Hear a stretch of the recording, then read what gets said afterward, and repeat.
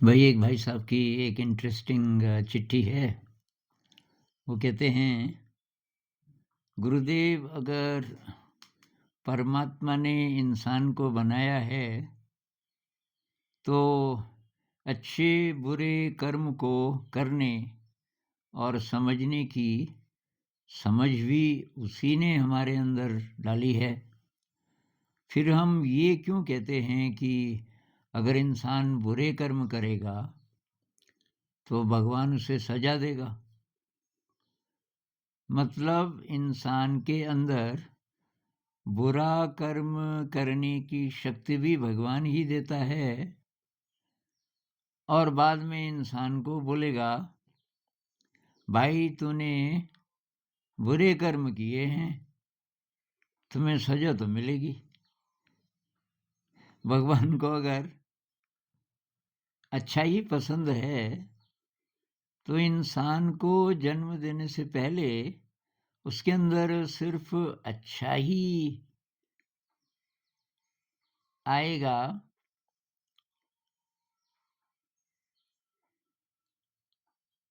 बुराई वो सोच ही नहीं पाएगा।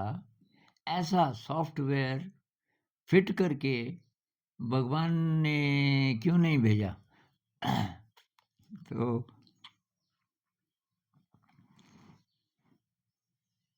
दरअसल अब इसमें बहुत सारे एजम्पशंस हैं और ये बहुत सारे लोगों की सोच है कि भगवान ने बनाया, मतलब भगवान जिस भी शक्ति को आप बोल रहे हैं वो क्रिएशन से बाहर है। इसमें एजम्पशन है ना कि ये क्रिएशन है, ये ब्रह्मांड है या जितने भी ब्रह्मांड होंगे इसके अंदर हम हैं, सब कुछ है और वो कोई बाहर से उसको संचालित कर रहा है, पूरे को देख रहा है, उसको चला रहा है। तो इस व्यू से तो भाई मैं सहमत नहीं हूँ। तो मुझे ये अद्वैत वालों की बात जरा ज़्यादा गले उतरती है। वो कहते हैं कि दो नहीं है, एक ही शक्ति है। एक ही शक्ति है, सारे उसी के एक्सप्रेशन है। तो यहाँ मैं हूँ और मेरा भगवान कहीं और है, ऐसा नहीं है। ये भी भगवान है। हर चीज़, हर कण उसी ऊर्जा का एक्सप्रेशन है और सुपर इंटेलिजेंट है ये सारी क्रिएशन। और इस क्रिएशन में जितने भी हैं, जितनी भी चीज़ें हैं, सबके अंदर संपूर्णता है। उपनिषद कहता है ना कि वो पूर्ण है, वो शक्ति, और जो निकले वो भी पूर्ण है। ओम पूर्णमदः पूर्णमिदम, वो भी पूर्ण है, ये भी पूर्ण है। तो ये पूर्णस्य पूर्णमादाय, कितने भी पूर्ण उसमें से निकल जाएं वो फिर भी पूर्ण रहता है, कंप्लीट रहता है। तो कंप्लीट में से कंप्लीट निकला, जो निकला वो भी वही है, कंप्लीट। मतलब जैसे बीज में से फिर वृक्ष पैदा होता है, वृक्ष में बीज है, बीज में से फिर वृक्ष पैदा होता है। तो ऐसे ही हर एक के अंदर, हर एक एटम के अंदर वही शक्ति है, सुपर इंटेलिजेंट है। और इसमें से जो मनुष्य है वो बहुत स्पेशल है, क्योंकि वो उस सुपर इंटेलिजेंस के कांटेक्ट में आ सकता है, उसको छू सकता है। अब बात आती है कि बुरे कर्म की सजा, तो बुद्धिज्म में सजा नहीं बोलते। बुद्धिज्म में कहते हैं कि अकुशल कर्म आप करोगे तो उसका फल मिलेगा। अकुशल कर्म का फल मिलेगा, ये नेचर का नियम है। कोई दूसरा नहीं फल आपको दे रहा है कि कोई भगवान आके बोल रहा है कि इसका फल मिलेगा। ये वैसे ही है जैसे कि आप जो बीज बोते हो जिस चीज़ का, उसी का फल उस पे आएगा जब भी आएगा। भाई आपने आम का बीज बोया, आम की गुठली लगा दी, तो कैसे वाला आम है उस पर डिपेंड करेगा। मान लीजिए कि वो बहुत बड़े साइज का आम है और उस पर 12 14 साल में फल आते हैं। तो फल आम के ही आएँगे ना, क्योंकि अब आपने आम का बीज बोया। तो हमारे जो कर्म हैं वो वैसे ही हैं, बीज की तरह। आपने काँटे का बीज बोया तो वो कंटीली झाड़ी मान लीजिए, तो बड़ा होके कंटीली झाड़ी बनेगी।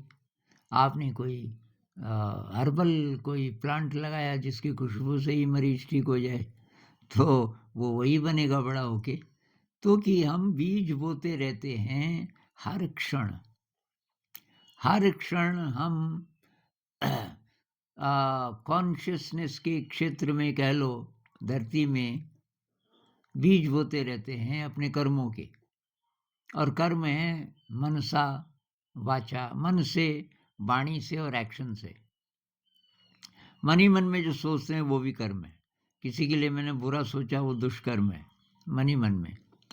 हालांकि मैंने बोला भी नहीं और कुछ किया भी नहीं, लेकिन जब आप बोलते हो तो दूसरे प्रकार का दुष्कर्म हुआ। उसी को जब कर भी देते हो, कुछ जिस पे गुस्सा आया, आपने उसका कुछ नुकसान कर दिया गुस्से में, तो वो एक्शन हुआ। ये सब हम करते रहते हैं और इस सब का की फल मिलता है।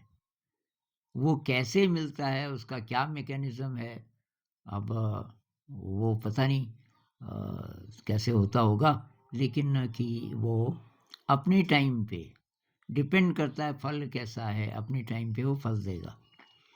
अब इस जन्म में मान लीजिए मेरी उम्र हो गई 71 साल हो गई, अब बहुत सारे दुष्कर्म हैं जिनका अभी फल नहीं आया, और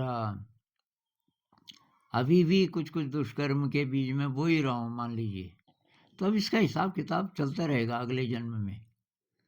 लोग बोलते हैं ना कि ये अगले जन्म में क्यों, उसी जन्म में क्यों नहीं? इसलिए कि अच्छे कर्म अगर कम होंगे, तो आप वो कर्जा नहीं चुका पाए। दुष्कर्म हमने जो किए, उसका जो दुष्परिणाम है उसको हम कम कर सकते हैं, ख़त्म भी कर सकते हैं अपने अच्छे कर्मों से। तो अगर मैं अब अच्छे कर्म करूं, मान लीजिए मेरी ज़िंदगी 5-7 साल अभी और है, या 10 साल और है, क्या पता। इन 10 सालों में मैं अच्छे कर्म करूं, बहुत सजग रहूं, बुरा कर्म न करूं, न मन से, न वाणी से, न एक्शन से, तो जो पिछले वाले दुष्कर्म होंगे, किसी भी जन्म के, कई जन्मों के भी हो सकते हैं, अभी चल ही रहे हैं, तो उनका हिसाब किताब काफ़ी हद तक हो सकता है। तो मरते समय में मैं काफ़ी क्लीन हो सकता हूँ। लेकिन ये शुरुआत कहाँ से होती है? मतलब दुष्कर्म इंसान करता क्यों है? एक और भी भाई साहब की चिट्ठी है कि ये समझ क्यों नहीं आता इन लोगों को, ये जो है ना आजकल एप्स्टीन फाइल्स और क्या-क्या, ये जो लोग हैं जो शरीर को लंबा रखना चाहते हैं, कि हो सके तो अमर ही हो जाएँ। ज़िंदगी को प्रोलॉन्ग करने के लिए जो चीज़ें उनको पता चलती हैं, चाहे उसमें कितनी हत्या हो, कितना दुष्कर्म हो, वो कर रहे हैं वो लोग। कि उनको समझ क्यों नहीं आता कि वो ज़िंदगी में जो चाहते हैं वो इस ढंग से मिलने वाला नहीं है। अल्टीमेटली वो खुशी चाहते हैं ना। तो समझ क्यों नहीं आता? क्योंकि बुद्धि बहुत ज़्यादा भ्रष्ट हो गई। किसने की? भगवान ने नहीं की। तो यहाँ पर फ्री विल आ जाता है। शुरुआत कहाँ से हुई? तो इसमें अलग-अलग रिलिजन्स के मत अलग-अलग हो सकते हैं, पर कुछ मामले में कुछ लोगों के मत एक जैसे भी हैं। जैसे बुद्धिज़्म में कहते हैं कि शुरू में इंसान एकदम प्योर था और उसका शरीर ऐसा वाला नहीं था, ये ग्रॉस। उसका एनर्जी बॉडी थी, ऊर्जा का शरीर, जो कि मरता नहीं है, जिसको हम अपनी इच्छा से बदल सकते हैं। वो जो ऊर्जा का शरीर वाले प्राणी थे, तो वो बदल सकते हैं, मतलब अपने शरीर को अपनी इच्छा से कुछ भी दिखा सकते हैं कुछ टाइम के लिए। तो कि वो इस धरती पे आने लगे, क्योंकि उनको फ्रीडम था, कुछ भी कर सकते हो। तो फ्रीडम एक प्रिंसिपल है कि जो जिसने भी बनाया, या हम उस शक्ति के ही एक्सप्रेशन है, तो लेकिन फ्रीडम है। तो उन्होंने कि इस धरती के स्वाद लेने शुरू कर दिए इंद्रिय सुख में जरा जरा करके लिप्त होने शुरू हो गए और उनकी दिव्यता कम होती गई। फाइनली वो उस एस्ट्रल बॉडी में नहीं रह पाए, तो उनका शरीर ग्रॉस हो गया और ये वाला शरीर फिर आ गया उसकी जगह, डिग्रेड हो गया। और भी ज़्यादा डिग्रेड हो जाए तो फिर कोई जानवर वगैरह बन सकता है। अब ये जो डिग्रेडेड ह्यूमन बीइंग था, उसमें काम वासना भी बहुत ज़्यादा हो गई। फिर ये डिग्रेडेशन का एक ये भी संकेत है। काम वासना जितनी ज़्यादा है उतना डिग्रेडेड है हमारी ज़िंदगी, तो वो फिर और ज़्यादा उसका पतन होता गया और उसका परिणाम आज की दुनिया है। पतन होते होते होते यहाँ पहुँच गए। अब फ्री विल है इंसान का, फ्री विल है, कोई रोकेगा नहीं आपको। आप 4 मंजिला इमारत के ऊपर हो खड़े, आपको ये समझ दे दी है कुदरत ने कि भाई यहाँ से छलांग लगाओगे तो बचोगे नहीं, क्योंकि नीचे एकदम सीमेंट का फर्श है, जहाँ गिरोगे बहुत हार्ड, या वहाँ पत्थर हैं या जो भी है, तो वहाँ चोट मतलब बचोगे नहीं आप। लेकिन फ्रीडम है, छलांग लगाना ही चाहो लगा लो। ऐसे ही बहुत सारी गलतियां हम करते रहते हैं, जबकि विजडम तो है। अब आपने विजडम का उपयोग नहीं किया तो विजडम थोड़ा कम हो जाएगा। अगली बार जिस चीज़ का उपयोग नहीं करते ना, तो फिर उसका जोर कम होना शुरू हो जाता है। आप जिसका उपयोग करोगे, दुर्बुद्धि का उपयोग करोगे, तो दुर्बुद्धि बढ़ती जाएगी। तो ये जो फ्री विल है, इसके कारण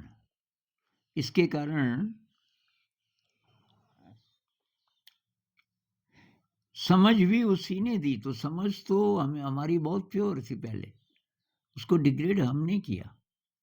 भाई बहुत बार समझ होती है, लेकिन हम फिर भी लेजी रह जाते हैं। अब बहुत सारे स्टूडेंट्स बोलते हैं समझ तो है, ज़्यादा सोने की ज़रूरत नहीं है, 7 घंटे बहुत हैं, बस 7 घंटे से ज़्यादा सोने की तो ज़रूरत है ही नहीं। अब कोई कहते हैं कि मैं तो 9-10 घंटे सो जाता हूँ, तब भी उठने का मन नहीं करता, अलार्म लगाता हूँ, बजता भी है, फिर भी नहीं उठता। अब ये क्या है? तो ये जो आलस्य है, ये हमने पैदा किया हुआ है, और बुद्धि है हमारे अंदर, हम चाहें तो एकदम से उठ सकते हैं। तो जो दिव्यता है ना, दिव्य शक्तियाँ हैं, वो दबा दी हमने, तो अब उनको बाहर लाने के लिए मेहनत करनी पड़ेगी। अब जो आलसी हो गया वो मेहनत करेगा नहीं, प्लेजर के पीछे जो है वो आलसी हो जाता है, मतलब वो अच्छी चीज़ों की तरफ अब जा नहीं पाएगा, क्योंकि उसके लिए बहुत शक्ति चाहिए, और जिसको तुरंत प्लेजर चाहिए उसकी शक्तियाँ कम हो जाती हैं, क्योंकि प्लेजर चाहिए ना। और किसी अच्छी चीज़ को प्राप्त करने के लिए तो मेहनत करनी पड़ती है। ये महाराज कहते हैं ना नचिकेता को, श्रेयश्च प्रेयश्च मनुष्य में तौ संपरित्या विविनक्ति धीरः। मतलब 2 रास्ते हैं हर कदम पे, एक श्रेष्ठ रास्ता है, अच्छा रास्ता है, लेकिन कष्टकारी हो सकता है, मुश्किल है। दूसरा रास्ता है प्रिय, अच्छा, उसमें प्लेजर मिलेगा, लेकिन वो अच्छा रास्ता नहीं है आपके इवोल्यूशन के लिए। आपके इवोल्यूशन के लिए ये दूसरा रास्ता है, मुश्किल वाला। तो जो बुद्धिमान है वो इस मुश्किल रास्ते को चुनता है, क्योंकि उसका उद्देश्य क्लियर होता है, मुझे इवॉल्व होना है इस जन्म में।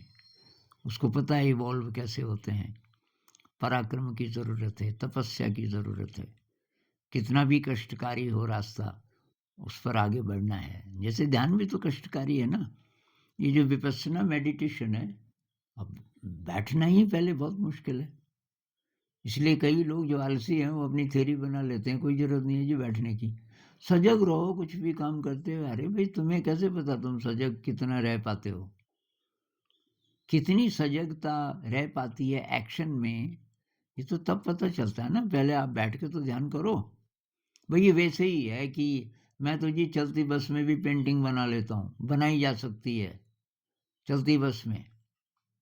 अरे बनाई अभी है नहीं कभी। भाई शुरुआत में नहीं बना सकते आप।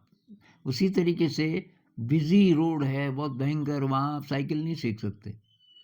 शुरू में प्रोटेक्टेड स्पेस चाहिए, इसलिए हम बैठ के ध्यान करते हैं। तो बहुत लोगों से नहीं बैठा जाता, वो 5 ही मिनट में बोलते हैं कि क्योंकि अब ईज़ी डोपामाइन लेते रहे, जहाँ ज़रा सा भी प्लेज़र मिले उसके पीछे भागते रहे। अब पता चला कि ध्यान भी कोई चीज़ है, ट्राई करना चाहिए। अब कहाँ का डोपामाइन? जितना आप अभी तक अ, प्लेज़र के पीछे रहे होंगे, उतना मुश्किल है ध्यान में बैठना। तो संकल्प की फिर ज़रूरत है, कुछ भी हो जाए, मुझे हिलना-डुलना नहीं है, बैठे रहना है। और अब चलो आज मैं 10 ही मिनट बैठ पाया, रोज़ 1 मिनट बढ़ाओ, 2 मिनट बढ़ाओ। तो अगर 1 ही मिनट भी रोज़ आप बढ़ाओगे, तो 1 महीने में आधा घंटा बढ़ा दिया आपने। तो काफ़ी है, आधा घंटा अगर आप बैठने लग गए, फिर किसी दिन 1 घंटा भी बैठ जाओगे, उससे ज़्यादा ज़रूरत नहीं है। उसके बाद ब्रेक ले लो, फिर टाइम है तो फिर बैठ जाओ। तो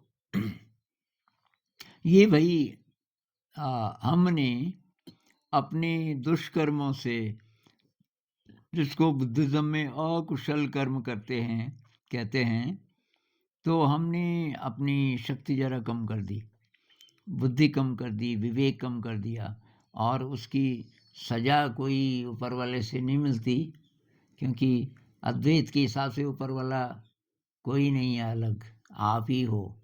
आप ही हो और ये सारी क्रिएशन सब एक है, सब एक है। आपको अपने को ठीक करना है, आप ही ज़िम्मेदार हो। अगर आपको बहुत ज़्यादा कष्ट मिल रहा है, कंपेयर मत करो किसी से कि दूसरे के लिए बहुत आराम, ज़िंदगी बहुत आरामदायक है, उसने ज़्यादा पढ़ा भी नहीं और उसने तो कॉम्पिटिटिव एग्ज़ाम पास कर लिया। मैंने इतनी मेहनत की, मैं पास नहीं हुआ और ये नौकरी भी नहीं मिल रही है। मैंने क्या बुरा किया? मुझे क्यों सज़ा मिल रही है? सज़ा नहीं मिल रही है भई। जो भी परिस्थिति है, उसका कारण होगा और उसका वेलकम करो, कठिनाई का वेलकम करो। आज एक और चिट्ठी किसी की आई और उन्होंने बोला कि मैंने ये सीखा कि मैं कैसे कष्ट को उसके लिए उपयोग करूँ, अपने अ, अपनी शुद्धिकरण के लिए उसका मैं उपयोग करूँ। उन्होंने लिखा है कि जब किसी फैमिली में कोई प्रॉब्लम होती है, मान लीजिए किसी की डेथ हो गई, कुछ हो गया, तो बस लोग आकर के और रोते हैं और मतलब दुःख दुःख व्यक्त करते हैं। तो कि मैंने ये सीखा कि जो पेन है, जो ग्रीफ़ है, उसका सदुपयोग हो सकता है। तो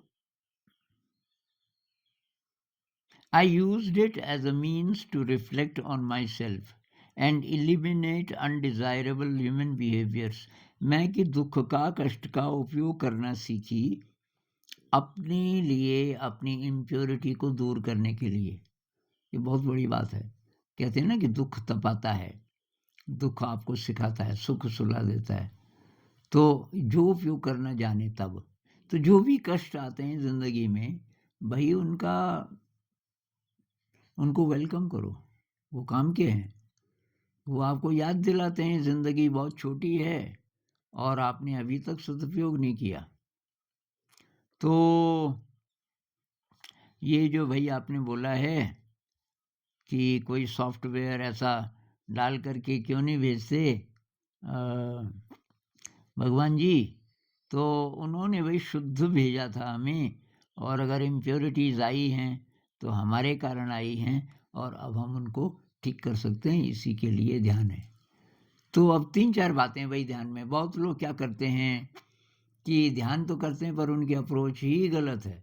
अप्रोच ये है कि मैं ध्यान करूँगा या करूँगी तो फिर मैं पास हो जाऊँगी, मेरी अच्छी जगह शादी हो जाएगी या मेरे घर में कोई बीमार है वो ठीक हो जाएगा, ऐसा कुछ नहीं।